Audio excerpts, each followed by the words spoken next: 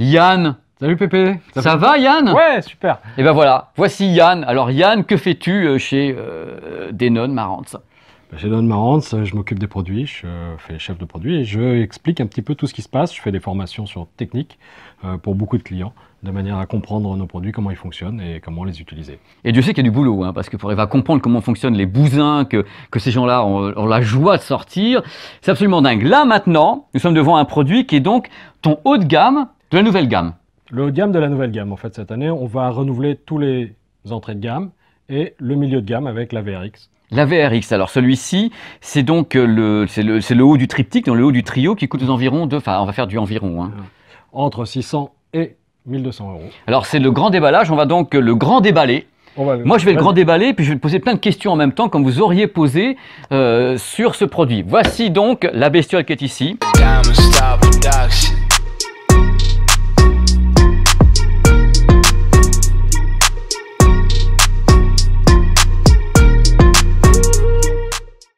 On se met à genoux devant parce que c'est quand même de l'adoration à la base. On est là, on est content d'ouvrir le produit. C'est religieux. On avait donné le coup de scotch quand même avant. Hein. Donc ah bah ça, c'est emballé avec amour hein, en même temps. Alors Yann, ce produit, quelle est d'abord la différence de base par rapport à celui-ci qui est haut de gamme avec les premiers? Il faut qu'on parle des premiers parce que les gens n'ont pas tous, en effet, 1200 ou 1300 euros à mettre. C'est un produit qui débute, je crois, à 599 euros. Oui, on a le 1600 qui débute à 599 euros, qui a déjà du DTS:X, du Dolby Atmos et qui va être en 7 canaux. Là, c'est la particularité de celui-là, c'est qu'il va offrir 9 canaux. Donc on aura un des premiers amplis dans les environs de 1000 euros, un peu plus puisqu'on va être à 1200, avec du 9 canaux. Donc on pourra faire du DTS:X et toutes les fonctions hauteur. Ah, le hauteur, justement, c'est l'Atmos avec ce qu'on appelle le surround vertical, c'est ça? Donc là, on va avoir toutes les fonctions puisqu'on peut faire du 5 à 1.4. D'accord. Donc cet ampli en même temps, parce qu'on parle beaucoup de normes actuellement, on parle de HDR, on parle de Dolby Vision, de 4K, on parle de tas de trucs. On en est où avec celui-ci et justement le reste de ta gamme? Alors celui-là est compatible HDR, HLG, 4K. HLG, c'est quoi? C'est le hybride low de gamma. Le hybrid low de gamma qui est plutôt pour les émissions directes à la base, c'est ça? Voilà, c'est vraiment très intéressant pour, par exemple, une transmission de foot ou d'autres standards directs, ça veut dire un spectacle où on a besoin d'avoir l'équivalent du HDR, mais qui va être traité en immédiat. En direct. En direct. C'est-à-dire c'est du travail en direct en HDR qui est fait comme ça pour la télédiffusion. Alors il est compatible, on va donc ouvrir la bestiole ensemble, qui pèse son poids, parce que le problème des amplis Denon, c'est quand même les bousins, ils sont un peu lourds. Un peu lourds. Allez, hop, on y va. J'enlève le carton. Là, vous avez le grand déballage du grand déballage et en même temps la séance d'abdos, parce que c'est intéressant. Voici donc le produit. Ouais, mais bon, t'en avais besoin un peu. J'en avais besoin. Regardez un petit peu la merveille. C'est quand même une merveille. Yann! Ouais, Pépé. Alors, j'ai ce produit sous les yeux, qui est donc votre haut de gamme des AVR-X. Alors, je vois marqué IMAX Enhance. Il y a beaucoup de gens qui posent des questions partout sur les forums. C'est quoi l'IMAX Enhance et qu'est-ce que ça fait? L'IMAX Enhance, c'est un format propriétaire qui est développé par IMAX et qui vient se greffer sur le DTS:X. En fait, ça a utilisé le DTS:X pour diffuser sur les enceintes qu'on a déjà chez soi en mode DTS:X. C'est combien de canaux? C'est 9? C'est 9 points? C'est 9. Donc là, on peut faire du 7.1.2 ou du 5.1.4. Alors c'est un truc important ce que tu dis, parce que les gens quand ils vont donc au cinéma et qu'ils sont dans une salle IMAX, ils ont donc un son qui est DTS à la base, parce que c'est pas du Dolby Atmos qui serait diffusé par IMAX, c'est vraiment DTS. Dans les salles de cinéma, c'est un petit peu différent, c'est de l'IMAX. C'est leur son à eux, ils disent qu'ils sont propriétaires. Voilà. Ils disent qu'ils sont propriétaires, ils ont leurs enceintes, ils ont leur livre configuration. Par contre, chez soi, on va utiliser les canaux parce qu'on ne peut pas avoir toutes les configurations d'enceintes, donc on va utiliser le système DTS:X qui va permettre de diffuser sur les 5 enceintes au sol et les 4 au plafond pour retrouver exactement le son IMAX et avec une gestion des graves un peu particulière puisqu'il y a un menu spécial. Oui, pour mettre ça en exergue. Alors ce produit que j'ai sous les yeux, qui est donc le haut de gamme du triptyque, est-ce que c'est à l'heure actuelle, moi qui connais bien votre gamme, est-ce que c'est le produit le plus performant que vous ayez dans cette gamme de prix que vous lancez actuellement là? C'est vraiment le produit le plus performant. Il va utiliser des composants d'un modèle au-dessus, ce qui est assez surprenant. Et le châssis peut-être, non? Je sais pas. Le châssis qui est complètement différent puisqu'on utilise le châssis des modèles de la gamme normalement qui est supérieure, qui sont le 4005 et 6005, puisque là on va avoir deux radiateurs séparés, avec bien sûr la séparation droite-gauche qui est parfaite et un transfo beaucoup plus conséquent que ce qu'on avait avant sur le 3005. Donc on est vraiment monté en gamme sur le 3006. Et le côté connectique, parce que là on est du côté de la connectique où nous on la voit, bon, on verra sur à l'écran en montage. Vous avez combien de prises HDMI en entrée-sortie? Je pense qu'il y a pas mal de choses puisqu'on a 8 entrées HDMI 7 à l'arrière, une en façade. Ça, c'est pratique pour brancher un caméscope Ah ouais. produit. Et bien sûr, on a 3 sorties en simultané, donc on peut utiliser les 3 sorties HDMI. C'est ça, pour avoir par exemple un téléviseur, un vidéoprojecteur, et avec le même ampli. Bah, ce qui est hyper pratique, c'est que tu peux faire ça, tu peux avoir ta télé dans ton salon quand on a un vidéoprojecteur, donc c'est souvent compliqué parce que les gens débranchent et rebranchent, donc on a tendance à abîmer ces cartes HDMI. Donc là, on peut les laisser connecter en permanence et switcher d'une à l'autre. Ça fonctionne en simultané et avoir une seconde zone dans une autre pièce. Donc on peut diffuser directement un autre film pendant qu'on regarde autre chose dans le salon. Donc il est multi-room. Et bien sûr, une connectique beaucoup plus riche. L'HLG, le Dolby Vision. C'est ce que j'allais te dire, voilà, il laisse passer le 4K, le Dolby Vision, tout passe. Tout passe sans problème, HDCP 2.3. Ah, justement, tu m'en parles, c'est la première fois? C'est la première fois, en fait, le nombre de clés HDCP étant limité, il fallait changer de format, donc on est passé sur le HDCP 2.3, qui est la nouvelle norme. Et c'est la première fois que ça atterrit sur les 3 produits ou sur celui-ci? Sur tous les produits de la gamme. Sur tous les produits de la gamme, directement. C'est absolument merveilleux. Alors Yann, tu sais très bien, nous sommes en 2019. Tu le sais ça. Non.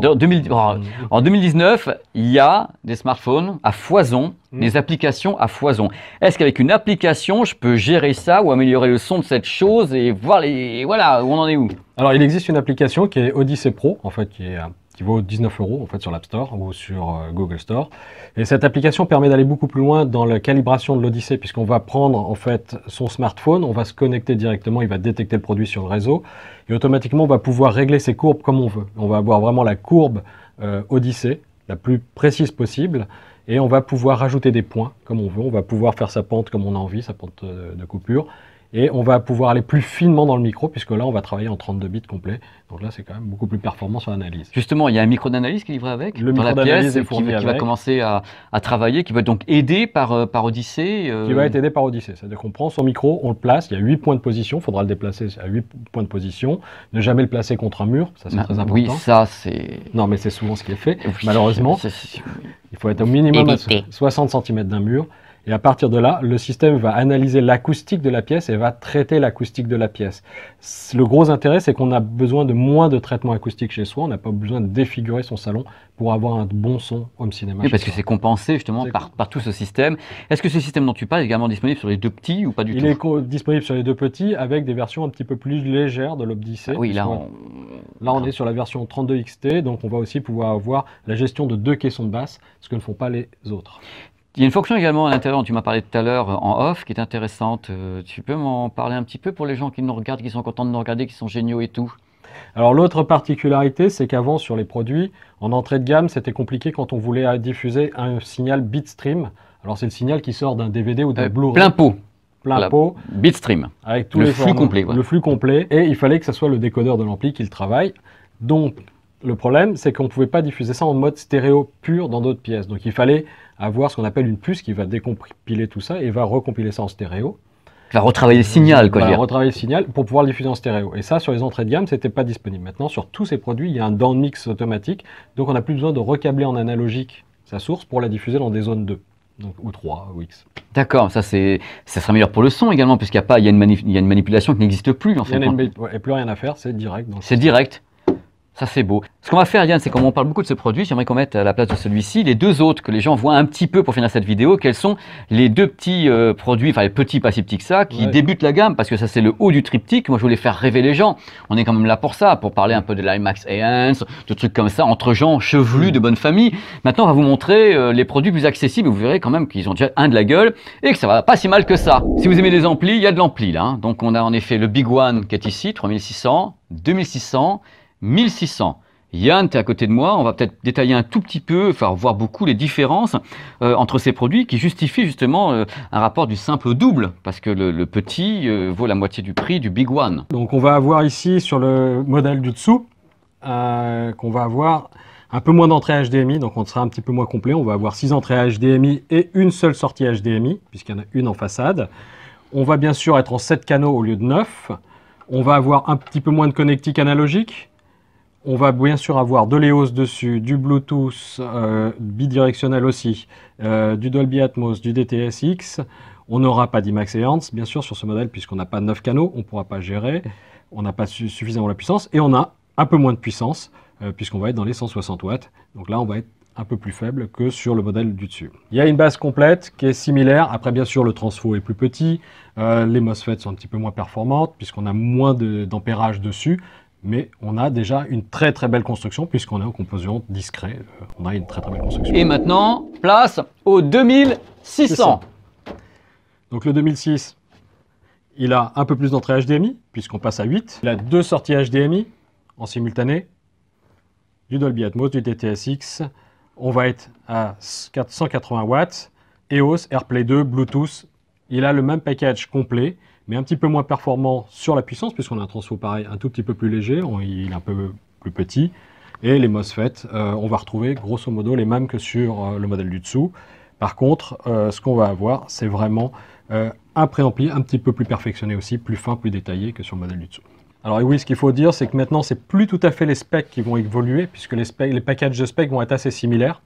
Après, on va évoluer sur des packages où on va faire des sons plus analysés, des calibrations plus performantes.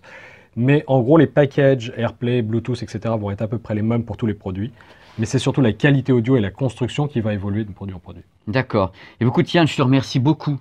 C'est très sympa d'avoir pu comme ça grand déballer avec toi toute cette gamme, ce triptyque, parce que c'est un triptyque de produits qui démarre justement avec la VRX 1600 pour aller vers le 3600, vers les hauteurs. J'espère qu'on aura l'occasion de faire d'autres grands déballages avec tes modèles très haut de gamme qui font carrément kiffer depuis longtemps, avec des produits qui sont vraiment, qui laissent rêveur, songeur même, pour toute la profession. Voilà. À bientôt Yann. À bientôt Pépé. Merci. Et moi je vous remercie d'avoir suivi ce grand déballage, de triptyque de grand déballage, de 3 produits en même temps pour le prix d'un. Vous verrez pas ça partout messieurs dames. Donc merci beaucoup et à bientôt sur la chaîne sonvideo.com pour d'autres expériences audio, vidéo et autres si affinités.